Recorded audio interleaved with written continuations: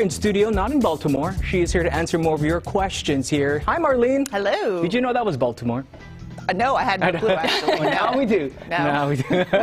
All right, so here is your first question here. It says, what is wrong with our oranges? Yeah, so I think that is Septoria fungal spot. So there's different fungus that oranges can get, and you can see where it's pitted and a little black there on the leaves as well as the fruit. Now you can still eat the fruit if it hasn't gone too far in, and generally it doesn't. So pick up any leaves that fall, rake them up because they do contain spores. And you could actually spray a copper in the fall and winter, of course, when the fruit's off and it's not blooming, to try to kill some of those overwintering spores as well. Even like a dormant oil may smother some of the spores, but copper's a little bit stronger, but make sure the timing's correct. So it's not to say you'll have it next year. We had a really wet year, so it's possible that's what caused it. Well, you say it's still safe to eat? Still safe to eat. Okay, great.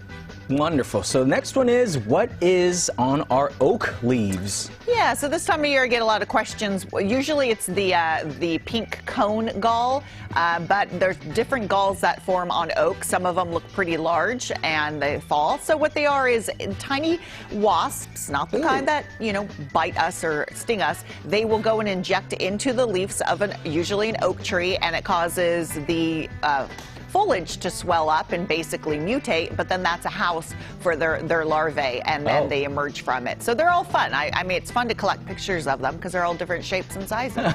And it's perfectly fine for the oak tree. They can handle it. Oh, gotcha. It's just like someone just hanging out there, huh? Yep. All right. Last one here is, this gardenia has been growing in water for years. How do we pot it up safely? Look at all those roots. That is crazy. I've never seen a gardenia growing in water for that long, but yeah, it desperately wants to be in soil. So in this case, you can, I would just put it in a succulent mix, maybe with a little extra peat moss in it.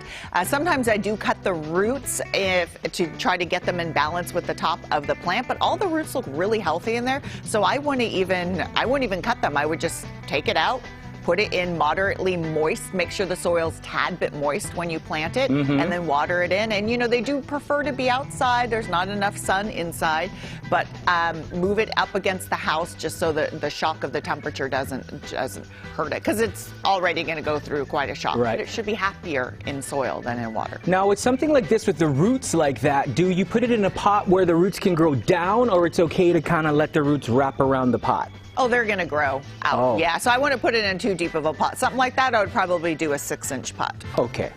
Okay, so she says moderately moist soil, so not dry and not... Yeah, right. Not that slurp. Not that sucking sound. I bet it was growing really happy because it was standing next to that gnome right there. I think you're right. Yeah. Sorry. The gnome has magic powers. It really does. Grow.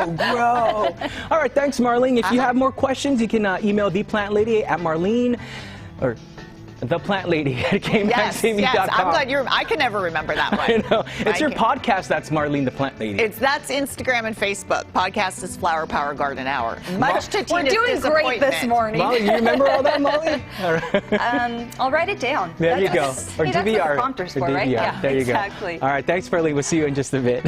Okay, you guys, hit the next Kings home game in style.